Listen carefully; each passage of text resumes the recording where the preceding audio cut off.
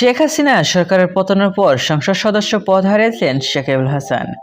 তার বিরুদ্ধে দায়ের করা হয়েছে হত্যা মামলা। সর্বশেষ শেয়ার বাজার কারসাজিতে অভিযোগ এনে 50 লাখ টাকা জরিমানা করা হয়েছে সাকিবকে।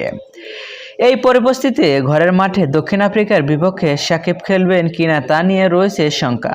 সেই শঙ্কা দূর করতে কাজ করছে বিসিবি। আর এরই মাঝে অবসর নিয়ে ভেবে ফেলেছেন সাকিব। জানিয়ে দিয়েছেন দক্ষিণ আফ্রিকার বিপক্ষে মিরপুরে ক্যারিয়ারের শেষ টেস্ট খেলতে চান তিনি।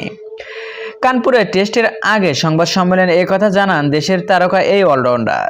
কানপুরে ভারতের বিপক্ষে দ্বিতীয় টেস্টের আগে বাংলাদেশের এই তারকা এই অলরাউন্ডার নিজের অবসর নিয়ে বলেন, টি-20তে নিজের শেষ ম্যাচটা এর মাঝেই খেলে ফেলেছেন তিনি। টেস্ট ক্রিকেটে বিদায় তিনি নেবেন ঘরের মাটি থেকে।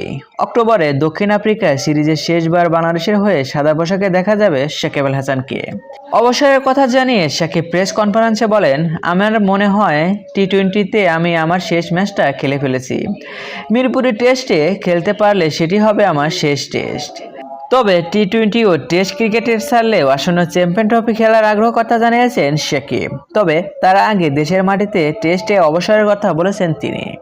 সো ভিউয়ার্স, এই ভিডিওতে আপনার কি মতামত কমেন্ট বক্সে জানিয়ে দিন। আর হ্যাঁ, খেলাধুলার সকল ভিডিও পেতে চ্যানেলটি সাবস্ক্রাইব করুন। ধন্যবাদ।